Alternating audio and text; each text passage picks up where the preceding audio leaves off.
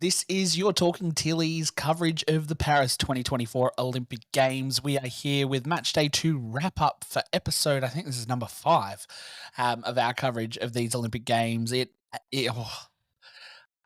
mixed emotions is probably the hashtag of the day for Matilda's fans. We got the win, 6-5 over Zambia. Was it a good game? Listen along to find out our thoughts as we go through. Michelle, welcome back. A day off for you the other day. How are you feeling after a long weekend? Good. Refreshed. I have a lot of packing to do before I head off for a month. I'm gone. But feeling good. Vibes. Cody, this is the most I've seen you in a hot minute, twice in 1 week. How are we feeling after our weekends? Mate, I feel fucking great right now. I am happy. I am ecstatic. I've had a good day. Today is a good day. You may not agree with me, but today's a good You're day. crazy. I would say it's a good day if you're a Canada football fan. This month isn't good for them. They are not. They Yeah, shouldn't be but having they a good still day. still in Right the might make it out of competition. groups. Yeah, They're but still there. So I think they're it's- living their best life. they got bigger things to worry about than this tournament, I think. But for me, like, right now, I'm having a good day. I'm glad someone is. All right. Let's start somewhere fun. Let's start without the game. Screw it. I'm not going anywhere else. So, we took on Zambia this morning at 3 a.m. You guys are hearing this the day after we record. So, yesterday at 3 a.m. 6-5 in, I would say, probably the most exciting game. I'm not going to discount that it was exciting. It was probably the most exciting game an Olympic Games has probably seen in a hot minute from a goals perspective. I wouldn't say it was a top quality game in terms of the football played, but from the goals perspective, from 40 seconds in, Barbara Banda with an absolute pearler, probably right up there with a goal of the year contender, really, to be fair. Yeah, let's step by this. I'm just trying to find something in the meantime, just to follow along. But Cody, give me your overarching thoughts of this game. In a nutshell, don't dive too deep at the moment, but what's your reaction to this result and how are you feeling? Well, look, I don't mean to put myself up, but I was the one that actually got up to watch it and watch it live. And you know what? I had fun. I genuinely had a fun morning. Look, we got an hour or so to actually go into like the nitty gritty and like the finer details of it. But all I'll say is, as a football fan, you do kind of live for minor euphoric moments like that. I am at a point in my life where I don't really have a vested thing in club football anymore. I think a lot of emotion for my teams there has subsided recently. So this is what I live for as a football fan.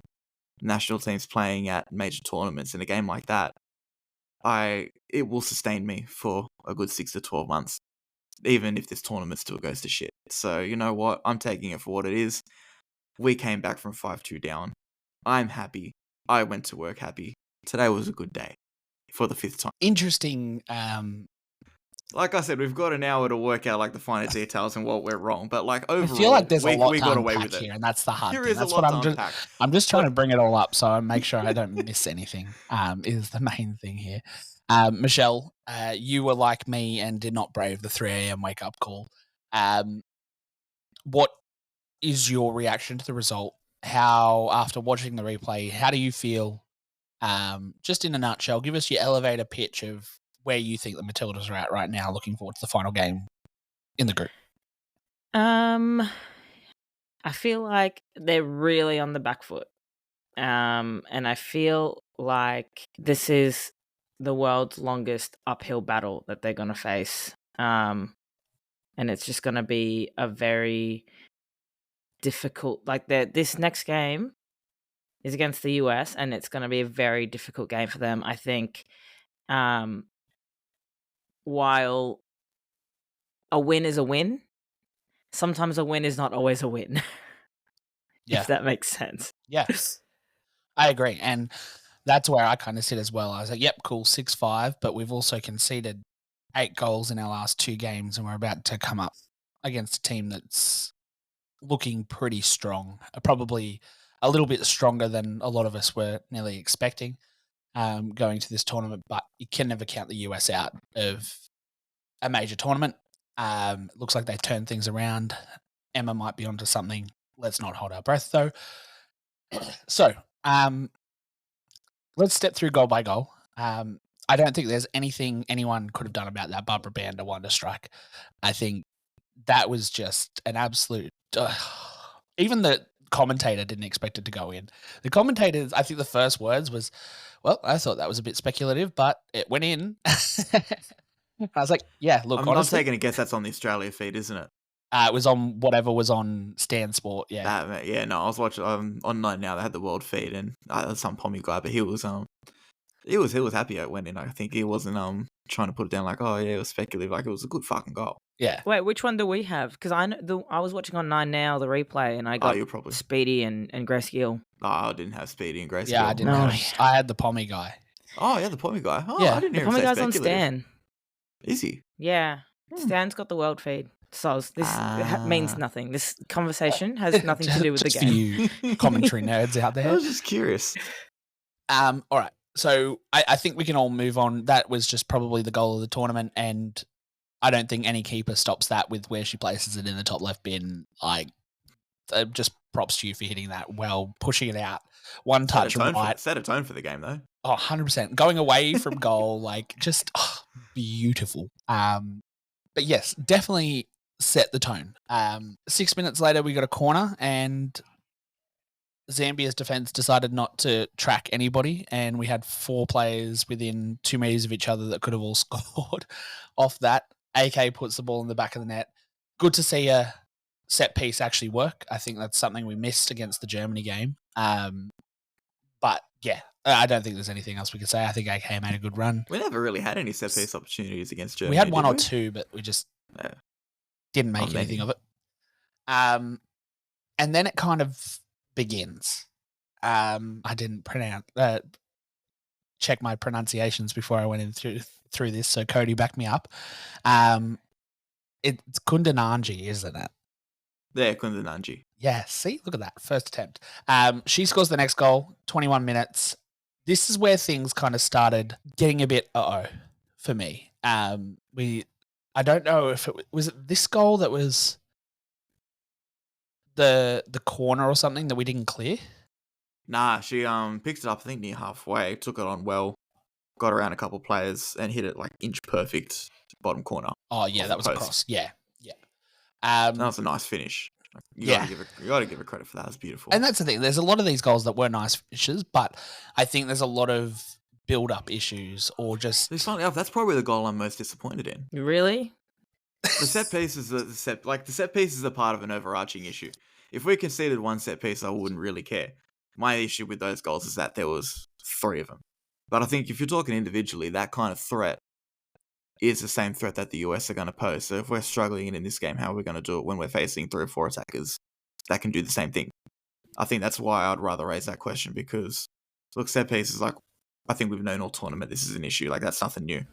This is something that we probably should be a lot better at. I think if there's one thing that you could point out, there's a few of our backline that have been a bit lackluster this tournament. I think Ellie Carpenter, from a defensive perspective, hasn't had her best tournament. Even Claire Hunt's been a bit shaky, but how we shape up with them a bit out of form against a side that is looking relentless this tournament and can pose that threat that we saw Kundananji do in that moment, I think that's going to be probably maybe not our biggest question going forward, because we've clearly got a very, very big set piece issue, but it should still be a big question. Yeah. We'll talk about kind of the structure and weaknesses in a second. We're also going to touch on positives. I know we were a little light on the positives on the last episode. Cody and I did go down a rabbit hole, and I think there wasn't much in that game, to be fair. Yeah, we did try to throw some positives in there. Whether it worked or not, you can let us know. But we've missed our moral center point in Michelle being here to help us out. The second goal wasn't from a set piece. Our goal? That's what I said. No, Zambia goal. Zambia's, yeah. That's what I said. Are we talking about our goal? The actual No, we're talking about Zambia's. I thought Yeah. I got them mixed up. That was my bad. Yeah, the third goal came from a set piece, and that was just a massive blunder from just about everyone. The Yeah. second goal, sorry, I've just got the I've got the replay up right highlights now. up. Yeah, The Zambia's second goal, they just kind of got through everyone, and we had no one I think this is defending properly. I think this is where the questions get asked of Ellie Carpenter, because it's like Kundananji gets past Ellie and she just gives up instead of matching AK's pressure. So it looks, for me, what it looks like is we were passing back, right? So we were in an attacking moment. Rather than moving forward and pushing up, we've turned around, passed the ball back in the middle of the field with, a player who's running and coming on towards us. So we're now on the back foot, and our defenders are so high up that there's just so much space for them to run in between. Yeah. So once they've started to run in between, all it was just move across, and I think it was, I can't see who it is. It might be Mary Fowler or someone just who's not a defender wasn't able to defend, and then Ellie just is gone, nowhere to be seen, and Alana Kennedy just can't make the contact with the ball. Save. Yeah. She went in to slide, and it was a good it was a good decision from Alana Kennedy's part, but she's just slow as well. Realistically, Alana Kennedy's quite slow. She's not going to have the pace to match a Zambian striker, so I can't put too much blame on Alana in that situation, just because she was basically on her own in that moment. But she was also she was covering the other side of the pitch and had to make her way pretty much all the way to the other side of the box to even be close to that. So I definitely don't think she did everything she could to be in the position she's in there. So let's talk about this mess. Yeah. I think the issues with Germany against Germany was the midfield, and the changes that were made didn't help that at all. And this is kind of what we saw towards the end of the World Cup as well, was that we couldn't get anything pushing through the midfield, which was hampering our attack as well. And we're just seeing the same thing again, which is kind of scary. Then we go to our set piece defense again.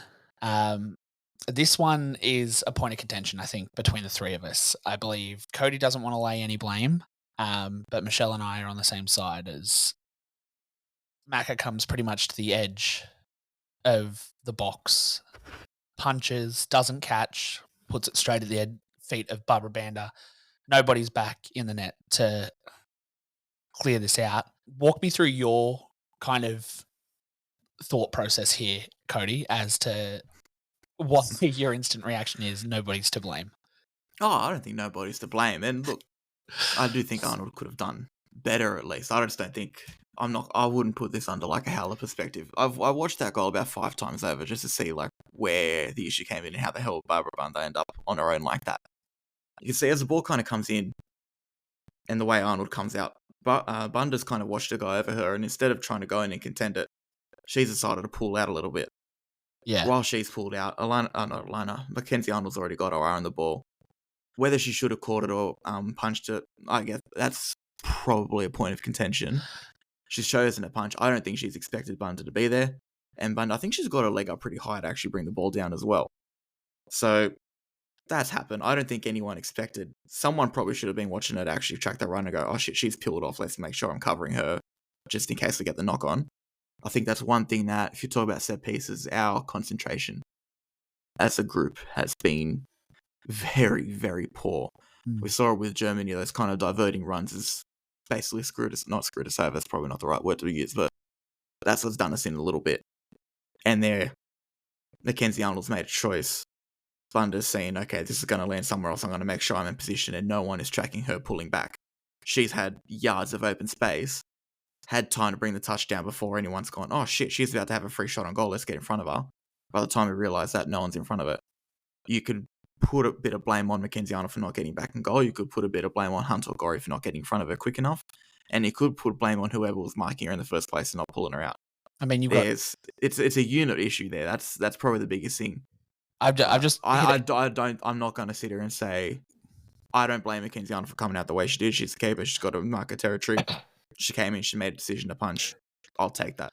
I think my Your issue. backline needs to help you out. Your backline needs to give you a lot of support. But I'm with that. My issue is she wasn't contested when she made contact with the ball. The Zambian attacker underneath her wasn't jumping for it.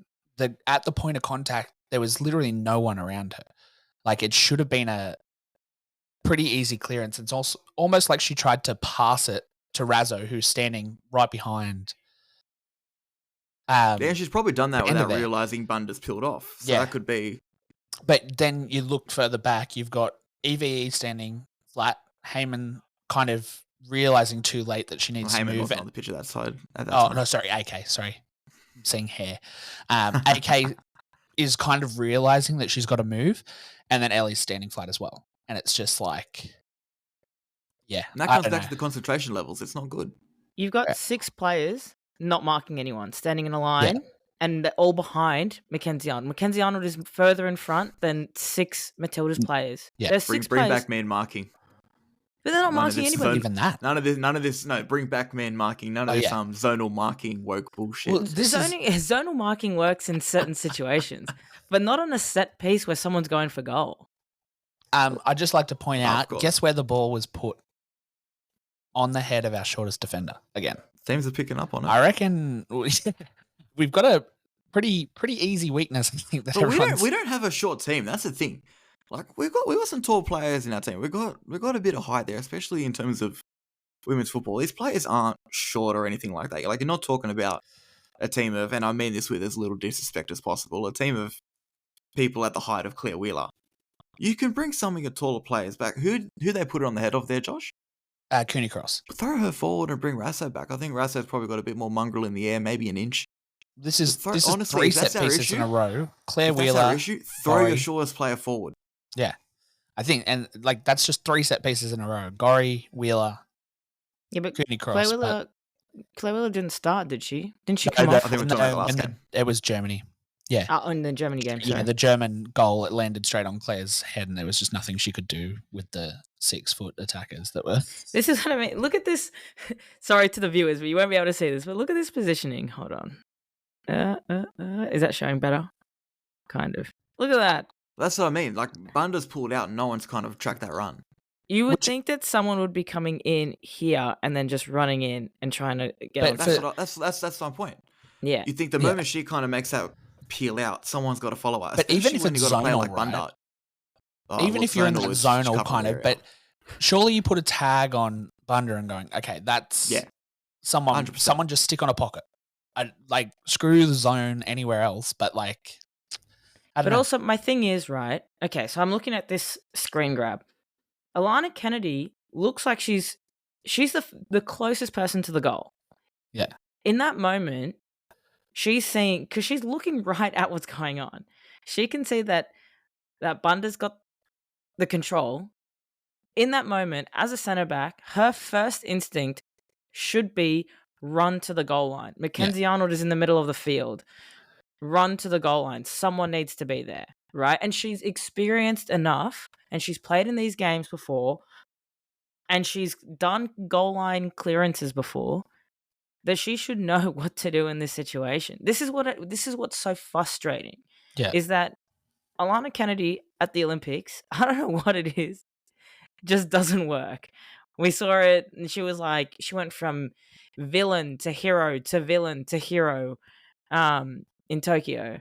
And it's basically all the same thing happening all over again. But regardless, my thing is, if you're Mackenzie Arnold, in this situation, and this is where I put a bit of the blame onto Mackenzie Arnold, and this is because she should know, one, that she needs to hit the ball hard, because that was not a punch. That was a light tap, okay? Watch some of those volleyball players. They know how to punch a ball, right? They know how to hit the ball hard and far. Look, we aren't exactly volleyball players here. No, but this is the thing, right? Like, she should know how to hit the ball. Right, she's a goalkeeper. This is her literal job. She gets paid to do this. She gets paid to know how to be a goalkeeper, you know. And in those moments, you have to know what is going to be the best situation.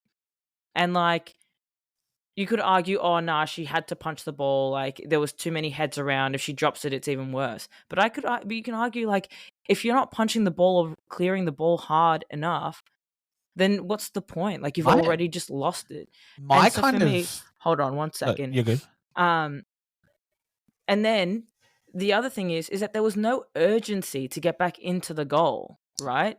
Like, at least like pretend like you're gonna run to the goal, you know? Yeah. More than anything, just that it shows that you care, or that you know that you're showing some urgency. Like this is the problem with like this whole this goal in general, was that there was no urgency from any of the players. Yeah. They all just stood and watched. And like, I'm sorry that you cannot do that. Not at this time, not in this competition. You know, this isn't a competition Yeah. of experiments anymore. Like we shouldn't be experimenting with the formation. We shouldn't be experimenting with who starts where and things like that. And I'm going to try and play some new tactics. Like that's what friendlies are for. That's what everything that we had been leading up to is for. Not Yep. this moment when we're actually trying to win a game. And Yep. it's like, I'm all happy that they, you know, manage the comeback. That's great. You know, it is good. It's a good thing, like Cody was saying off air, like it's a good thing for the mentality, right? To know that they can still come back from these games when they're, you know, 4-2 down at halftime or whatever. But it's simply not good enough either to just switch off in these moments. You know, this goal was just like everything that was wrong with the Matildas. What we did at the World Cup was unreal, incredible. We did great.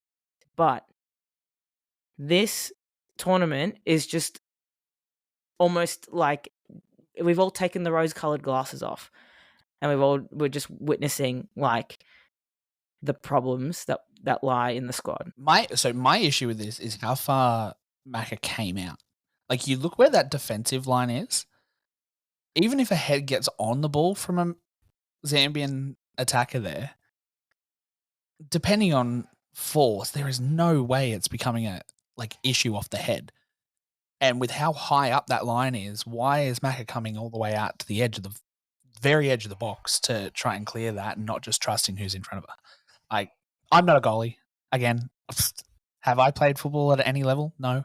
But sometimes it's just decisions, concentration, communication. That's what we said against in the last game. Then we go to another set piece, which Raz gets a really good head on, and nearly a goal line clearance. But another thing that kind of sat with me watching this was the girls didn't look like they were excited by scoring. It was almost like they knew that they'd have to grit it out for 90 minutes, because there was someone tried to celebrate AK's goal and AK literally just ran past them and shrugged them off. And then that doesn't bother me, to be honest. Really? Because when you're in a game like this and you're losing and you know that you're playing badly, but they did it for 5 goals. But that's okay, because they need to, because they know that they need to get the ball Which one back. did they celebrate, Josh? Yeah, but they celebrated the winner. And that's fine. That for me, that's okay. I think that's probably a good sign of mentality. They don't want to rest on their laurels. They don't want to sit there and go, "Oh, okay, yeah, we scored," even if it's 4-2 or even a 1-1. That shows they want to win. And I see where you're coming from. Get the ball back, restart the play as quickly as you can. I mean, Josh, I see where you're coming from in terms of you scored. Show a bit of passion for your country, but on the flip side, it shows it's we'll accept nothing less than a win. Yeah, I have no problems with that. If you're playing like this, nah, yeah. don't celebrate a goal. Just get the ball back and restart the play. Especially the 4-2. I would not have been celebrating in that instance. Fair. No chance. Any comments on Raz's goal? Negative? Cool. It's a pretty simple goal, I guess. Is that the header? The header, yeah. Standard to make it 3-2. Yeah. Yeah. And then we go to a first half hat trick from Barbara Banda. I think, was this the one? This one was also full of problems. Yeah. This is not the type of goal you want to concede just before halftime. No, and I think this is.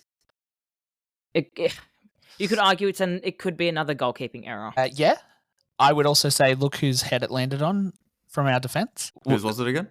I'm pretty sure that's Gory. Yeah, but Gory's not a defender. That's not really. No, but this is what I'm saying. They're putting on our shortest player constantly. Yeah. You Like- can see why they're professionals. Like if they can do that And, like, constantly where over it and over lands again, is- that's nuts. Yeah, like it's and It landed on the ground first. yeah, EVE tries to clear it straight into Bander's leg, and then it Yeah. goes. Yeah, And That's what I then mean. Like Yeah. I wouldn't put that It's- on Arnold, just the simple fact that no, I just think her they positioning scored that was. by accident. I think her positioning was just. But the thing is, if off. she's in a position where she can save that, and then it goes in the other direction, we ask the same questions. yeah. She got caught kind of between directions. Really, she got like kind of. She set her feet for the ball to come back one way, and then it went the other, and yeah, And at the end of the day, it's gone in because we decided to try and clear it right into Banda and let it deflect into Yeah. our own net. It was Like, also just bad. It's just mostly just bad defending. It goes no, 100%. because it gets to Ellie, but Ellie's behind Bunda. Bunda, Yeah, and then Alana Kennedy is just watching, and then once Alana goes to get it, no, I think that's you look where the ball goes. EVE. It goes Then straight everyone's the one that between tried to clear EVE. It goes straight between EVE and AK, and they just watch it kind of go through.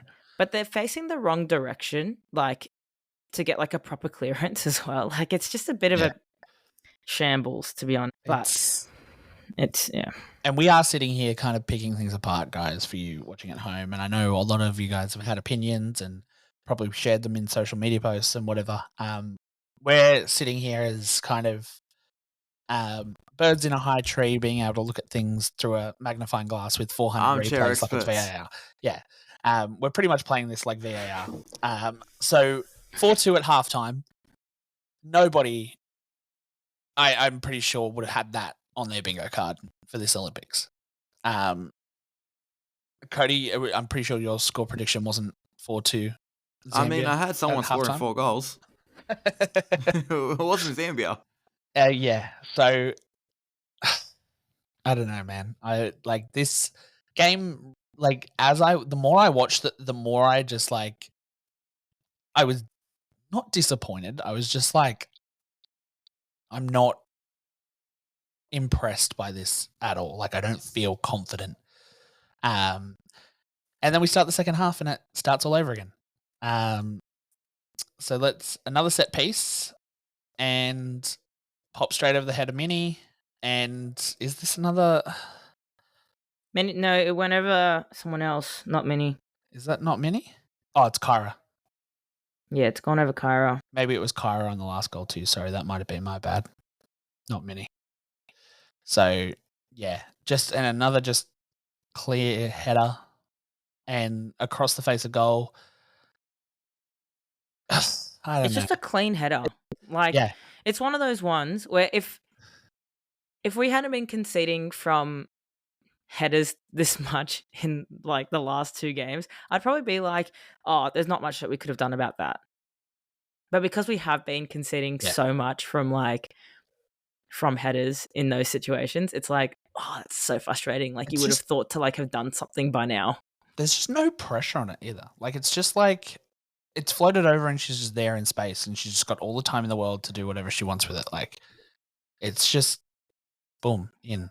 Like all right, then we score. Oh, watch out. Actually, yeah, this is Michelle Heyman's back flick into own goal. Yeah.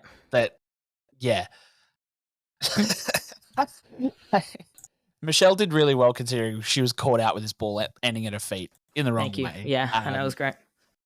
Well done. That's I'm why proud I of have you. a striker on someone that's a bit of instinct going, look, I'm just going to do what I can to get the ball towards goal, see what happens. And I think she didn't score. It took a known goal for it to end up in the back of the net. But this is a you don't buy a genuinely ticket. super unlucky moment for Zambia because like the clearance was really well handled by the defender and she just kicks it into the back of her own goalkeeper.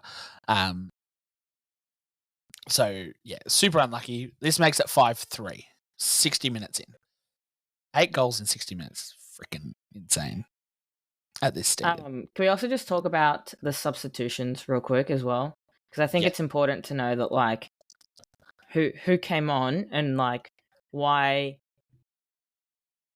And personally, why I think we were able to win the game is Wheeler, Heyman, Tolby.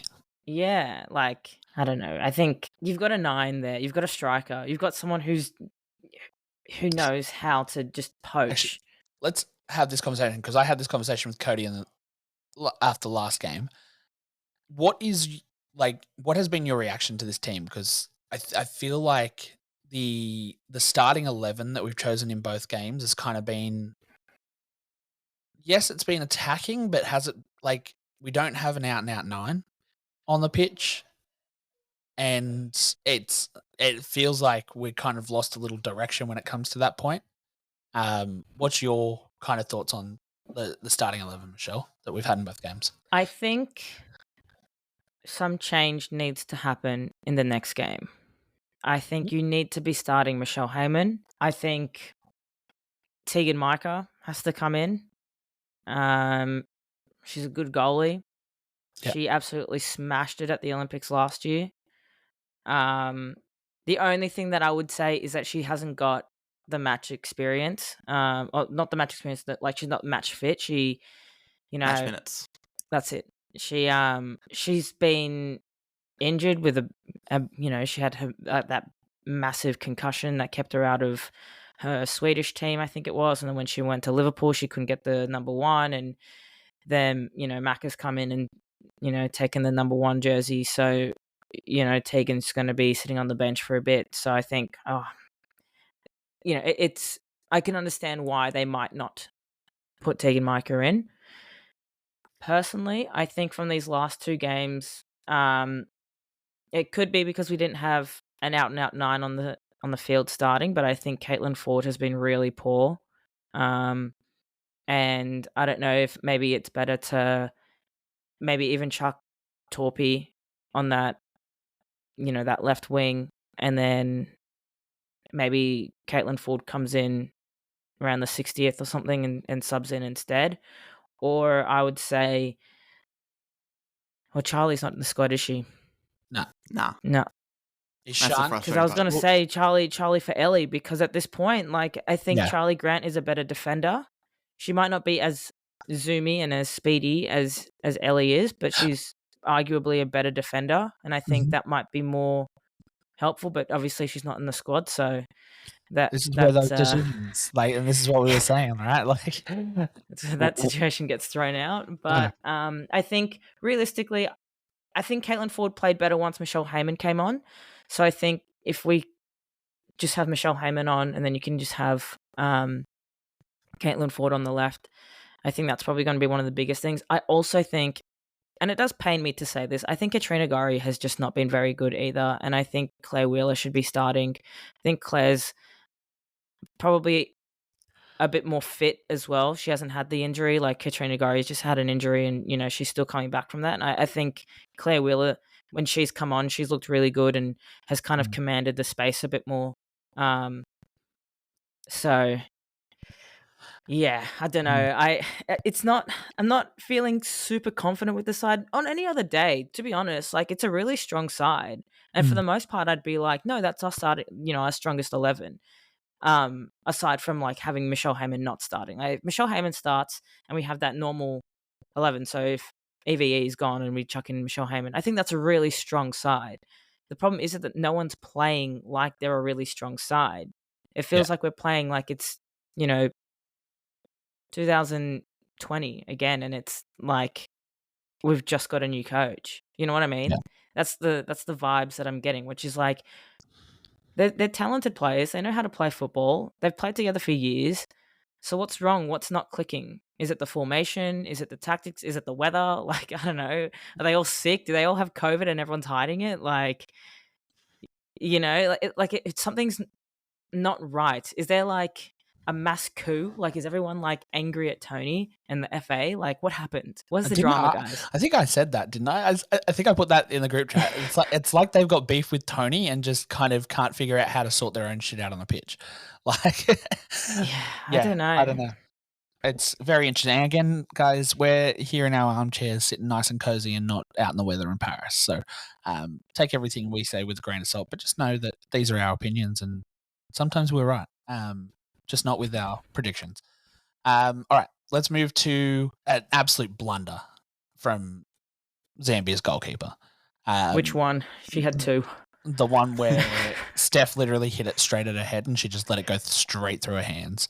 Oh, yes. Okay, so not her back giving them the goal. No. I mean, That was pretty funny. she couldn't do anything about it. Yeah, but that it's was still literally funny. the defense. She literally jumps at the ball and it just goes straight through her hands. Yeah, that was... That it's just rough is what it is. I just it didn't look fantastic off the boot. Like there's no real pace to it or anything like that. And I think that may have been what caught her off. Great delivery from Catley to get it on goal. And then it's just like there's nothing. It's just like boom, up straight through my gloves. That's it. In a bit of positivity though, I think Steph Catley had a great game. Yes. And I think that she's quite consistent in being, in having good games. Which is what we want from our captain, so that's actually a good thing. Yay, Steph. But yeah, this is where we make the substitution. It's 57, and all of a sudden we have 2 goals within 7 minutes. Coincidence? We were playing really... I won't say we're playing really good, but we were starting to get over the top of them in that period. Oh, that 5th goal goes in for Zambia. I think that was the first time in the match where I sat there and went, okay, no, fuck, like this is not going to be our day. Heyman, I think you said it. I think you said it last week. Michelle, you said it as well. She should have started. Next best time to bring her on probably would have been half time. The way it was going, I would have thrown her straight in from the second half. The next best time to do it was after we conceded that 5th goal, because if you didn't do it in that moment, there was no chance of coming back into this game. I'm not going to say it was a good decision from Tony because he literally left it as late as physically possible. But he does it any later, it doesn't work. She comes in, instant impact. And you can just see the way we're going forward. As much as there was chances we had... How do I articulate this so I don't sound stupid? We had chances going forward. We were able to look a bit positive going forward, but it still felt a little bit directionless in the sense that we didn't have an outlet to take advantage of. And I'm not saying someone that we continually lean on and constantly look for them, but someone to at least offer a direction in what we're going in and help other players get on the ball in forward positions as well. Once you bring Heyman in there, you've got a proper 9, you've got someone that understands how to play both with your back to goal and off the shoulder of the last defender. Someone who can either take a ball forward herself or bring other people into play. It just felt like a missing link. It honestly felt like just that missing little piece that we needed, and it made the world a difference. Or 4 goals a difference. But like, this is the exact same thing we saw during the World Cup, though, right? Is when we had Fowler playing up front as that 9-10, trying to create and do everything for herself. And then when we had that moment when Sam was coming in, or we had someone coming in and Fowler was able to drop back and be creative, all of a sudden things kind of opened up a little bit more because it wasn't trying to force and create from her own feet. And I don't know. Like we're literally having the same conversations from a year ago, and that's terrifying. So as we said last episode, luckily we've got like a year and a half before anything else to kind of reshape and reform. But this tournament's not over, and we've still got like 5 more goals to go. So buckle up. So absolute blunder from Zambia's goalkeeper. My favorite was her reaction. Yeah, where she rolls 3 times to get there. Yeah, she like screams and she's like, ah! It's funny. Another person that had... Cody, don't look at me like that. I think it's another funny reaction. I think another person that had a couple of blunders this game was the referee. Missing the free kick on the goalkeeper, the Zambia's goalkeeper, where Caitlin literally just took her out and not calling that a foul. And then she was probably in the wrong position for the penalty, but we ended up getting a penalty. Catley gets 2 under her belt, which really well taken. Rocketed it in. And all of a sudden it's 5-5, and everyone took a breath of relief and, oh shit, okay, we might actually be okay here. And yeah. Never in doubt. Never in doubt. And then guess who scores the last? An out-and-out 9, making a great run that actually is what a striker should do. That ball through as well was... fantastic, wasn't it? Yeah, who passed it? It's funny because I'm not sure if it came up. Which one of you watched the highlights and which one did you watch a full game? I forgot if both of you watched it or not. Both watched a full game. Oh, perfect. So you guys would have remembered. I watched highlights. Oh, I watched a full game. Michelle, you would have remembered, well, possibly remembered. It would have been 5 minutes before Heyman's winner. Caitlin Ford had a very, very similar opportunity, and it came from, I can't remember if Heyman played the ball in or made a run that created that space for Ford to run into. But that's what I'm talking about. When you have that natural 9, you have someone that understands central role, and even if it's not her putting out the output herself, she's making sure other people can. But it also showed that we had a little bit of, like I even said before, a little bit of direction. We knew where the holes in Zambia's defense were. We knew kind of where to kind of go through them. Yeah, sure, it took creating that same opportunity twice over, but it just felt like we had that little bit of instinct, that little bit of mojo back, and it was beautiful to watch, actually. It was really good. The thing with like a lot of Caitlin Ford's opportunities is that she had that one-on-one chance with the keeper. All she had to do was kind of like just That's the one I'm cut. alluding to. Yeah. She just had to cut and like go around the keeper, chip the keeper, or hit it earlier.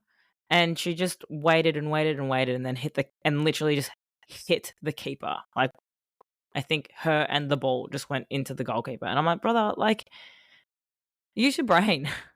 I know it's hard sometimes, but like this is why I've been getting frustrated with Caitlin Ford, because she's, the chances are coming, but like she's not taking them.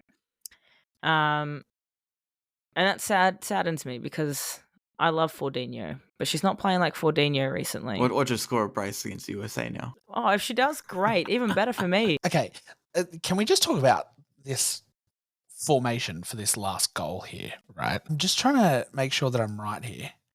We have AK and Michelle Heyman playing up front.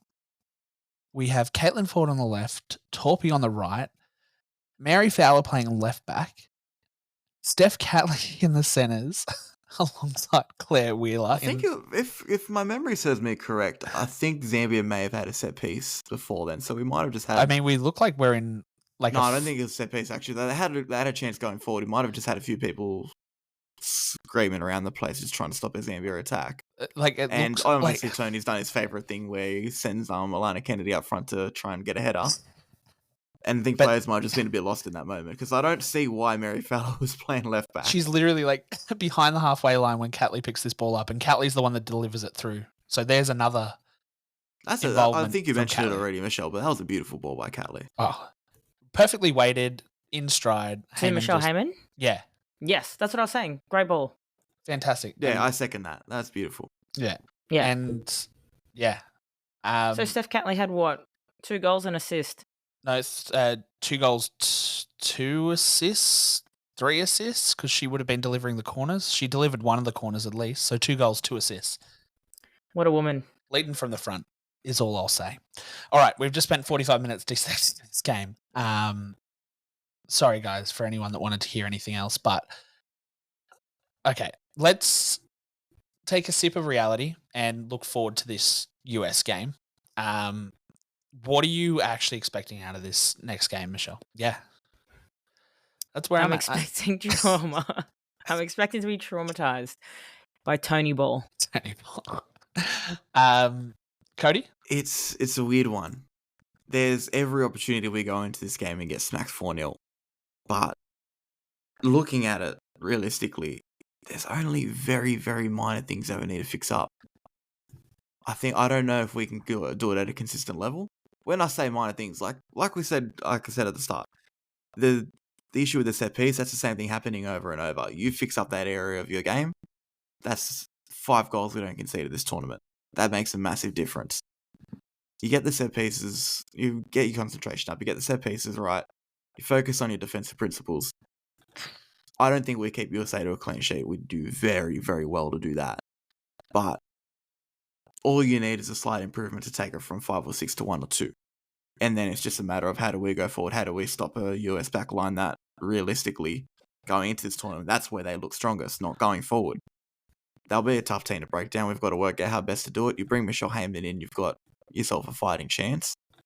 At this stage, you're probably looking at minimum expectation you want out of it is trying to nab a 1-1 draw. There's a path to winning it. It's a very, very tough path. But we were in this position last year against Canada, albeit not as strong a team and in nowhere near as good form. But at the end of the day, you got a side there that there is a strong mentality within the team. It's just about fixing up very, very, I won't say minor things, very, very simple things. You fix up very, very simple issues. You give yourself a chance. Whether it works or not, you make your bed, you lay in it. They're in this position now. They've got to deal with whatever comes. But you fix up very simple things. You've got yourself fighting. Okay.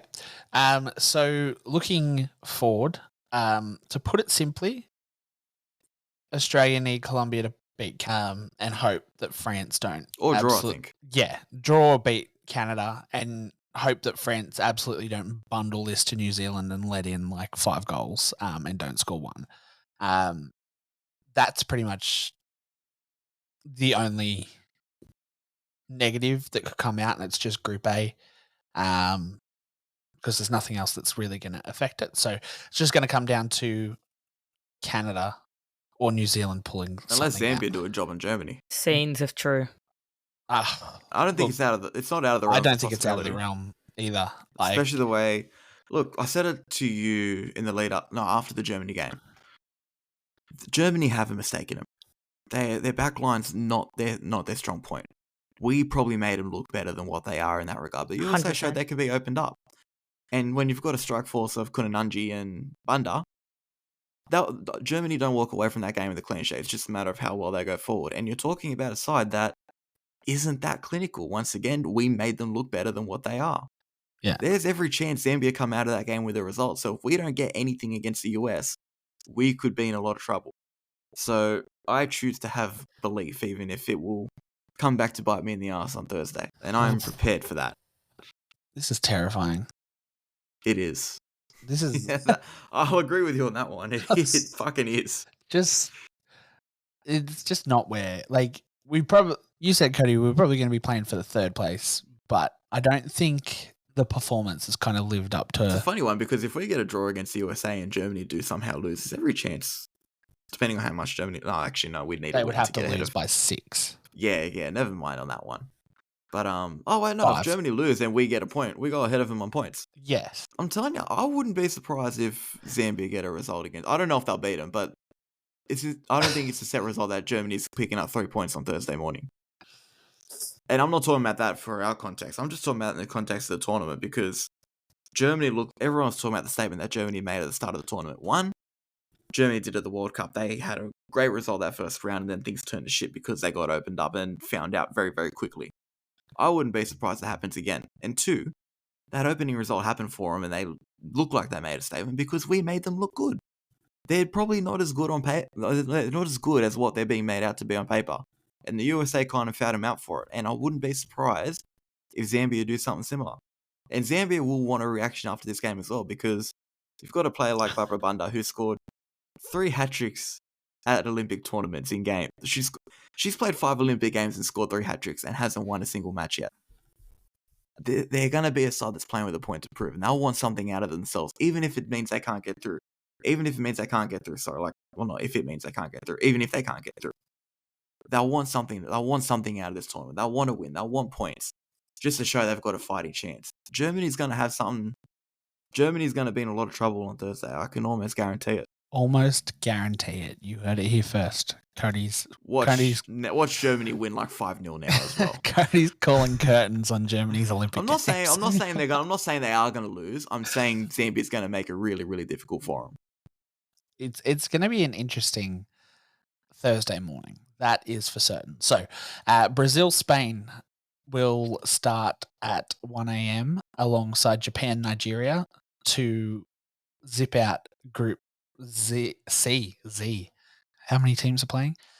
We play the US and Zambia play Germany at 3, Colombia, Canada, New Zealand, France at 5.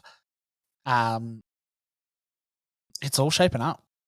It's all here. We are 1 game away from the finals. Are there any other things that we need to kind of mention, throw out into the universe? Cody and I stayed away from rabbit holes this episode. Good job. Anything? Mics are open. Give me opinions, thoughts. Depending on how this USA game goes on Thursday, that FM 25 Matilda save still looking good. Michelle, anything? Yeah. My thing is, okay, say we win, right? we make it to we're in reach of a podium. But then is it like, have we done that on purpose? Like, did we play well enough to get there? Are we just, I mean, at this point, I hope we're not doing it on purpose because at this point, we're playing Spain in the quarters. but you know what I mean? Like, are we not necessarily like, are we playing well enough to be in that position? If we get in that position, then what happens? Like, are we just like, yay, Tony, like, see, you just got to believe in Tony. You just got to trust the coach who's got it all figured out. And it's like, yeah, I think there's some of that, but I feel like there's like a much larger issue, and it comes down to the coach, right? At the end of the day, a lot of this stuff comes down to the coach. Yeah. The playing a 4-4-2 with Mary Fowler and Courtney Vine up front was probably the dumbest thing that he could have done. I don't know why he did that against a team like Germany. And like, yes, Germany might not be the best team in the world, and they might not be the Germany we once knew, but it's still Germany. Like, they're still going to play well. They're still going to be tough. Yeah. I don't know why he won't start Michelle Heyman. We can all see it. We're all there watching the games. We're all aware that she's the only striker in the team.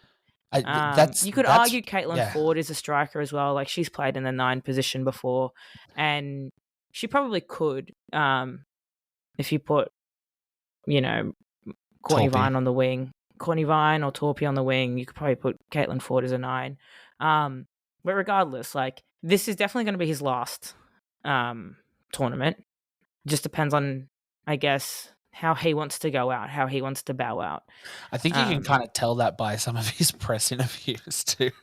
He's definitely like letting the cuffs out a little bit with some of the comments. I think was he quoted saying something about how we played with shit in that game against Zambia this morning? Oh, they said conceding 5 goals. Well, that was shit. Yeah.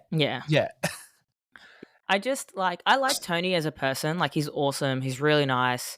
I've met him a number of times. He's a good guy, right? And like, I want him to succeed in his career. But at the moment, he's not succeeding with us, and that's all I really care about. Yeah. And that's the frustrating part. I also just want to say, like, I think we all know about that Matilda's Facebook group, which is like an absolute nightmare on a good day. But like, criticizing the players, criticizing the team is not a bad thing, okay? Like, it doesn't mean that you hate the team. It doesn't mean that you don't want them to succeed or you don't want them to win. To criticize is to care, essentially. Because if I didn't care, I wouldn't be talking about them and being upset when they lose, right? Of course I'm going to be upset when they lose. Obviously today we didn't lose, but we might as well have lost, like, with the way that they played. That was my reaction. Do you genuinely think we deserve to win today? Are you asking me? Yeah, either or. If anyone wants to go on record. Honestly? Yes. Yeah. You thought we deserved to win out of that game? Expectation can sometimes influence how you view an outcome in a way.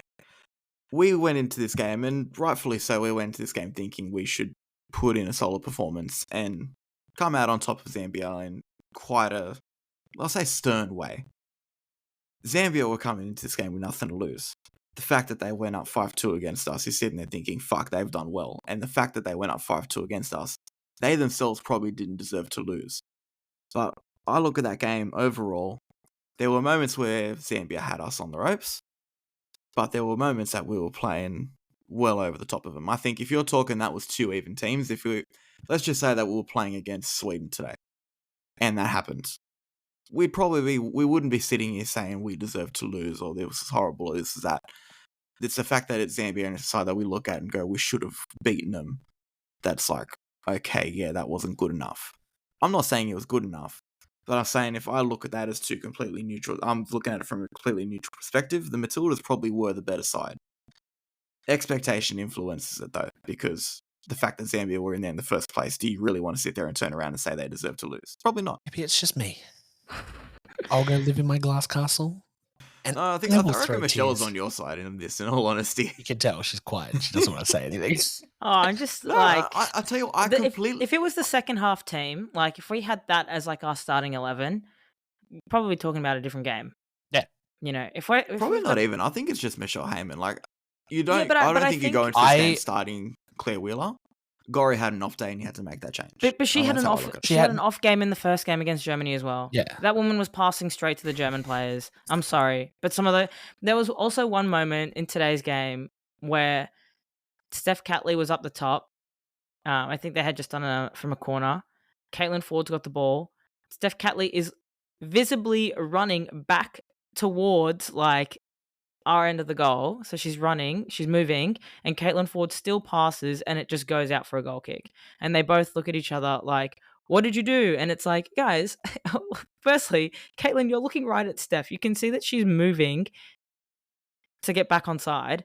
And secondly, like, you have no leg to stand. Like, it was just such a bad pass. It was I was just literally watching it and I was like, what the hell was that? Anyways, Katrina Gorry, Thing- she's not been very good this game. That was think Caitlin Ford. It's a different situation. but- For that, I don't know if you make a call like that to drop her after one match. Going into USA, it's a risk still. It's probably still a risk to drop her, but I think it's a risk that, on the balance of things, you take. I'd I bring just in Claire think- Wheeler. that Katrina Gorry has not. She's now had 2 games where she's looked off. Yeah, now I'm saying now is where you probably take that risk and go, yeah, bring in Claire Wheeler, see what she can do. Yeah. Like, I wouldn't have said, okay, after the Germany game, all right, bench her. But One game, fuck off. yeah, I'm not saying after the first game, but I'm like, okay, well, you need to at least sub her out in the second game, which he did, and brought on Claire Wheeler, and she made an impact. She made a difference. But even that's the one I probably would have made a half-time too. Yeah. I think the only person that he brought in at that hour mark that I wouldn't have done straight away would have been Caitlin Torpy. But I think she added something to the game as well. I think her inclusion was probably well-timed. The other two probably could have been a little earlier. I just would like... I think what frustrates me a little bit, and now it's obviously, it's a bit too late in the cycle, but like, I'd like to see the players having to fight a bit more for their positions.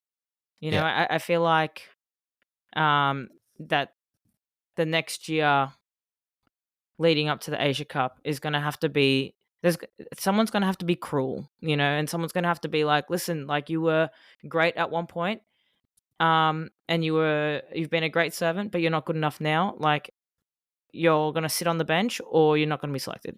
Who do you think, obviously there's going to be names already floated out there, but who do you think has the gravitas and the, let's say, ego to come in and do that to this squad? Because obviously it's going to have to be a full shake-up. Like, you can't, whoever comes in, I think, shouldn't have been a part of any previous system in the last probably 8 years. Just has to come in fresh and go, cool, this is my team now. Goodbye. I mean, it's hard because a lot of the good coaches have already been snatched up by other clubs, right? And So Joe was never going to come, guys. I don't know what to tell you. Joe was never coming here. As much as we would all love to have Joe Montemurro, he was... Pep Guardiola's off contract. And what are we going to do with him, huh? Apparently the FA are trying to poach him. England are trying to get him as men's head coach. I thought you meant our FA. Yeah, I was like, what? I was Jesus. like, with what money? But you know what I mean? Like, yeah, like it is we're at a very difficult position right now because now we've got no one. Yeah. I've got no clue who you're gonna try and poach. Yeah, it's going to be very interesting. Perfect. Well, that brings us to the end of match day 2. If we have nothing to add in here, how we are looking, match day 3, we will be with you on, I think our episode's going to come out Friday or Saturday. I don't think we've had that discussion yet, so we'll figure that out and get it back to you soon. But final games of the group stage are upon us, and it is time for the Matildas to step up to make it out of the groups. Is it on? Find out next week or next episode in 3 days. Hi. This has been great fun, and we are so excited to be here with you.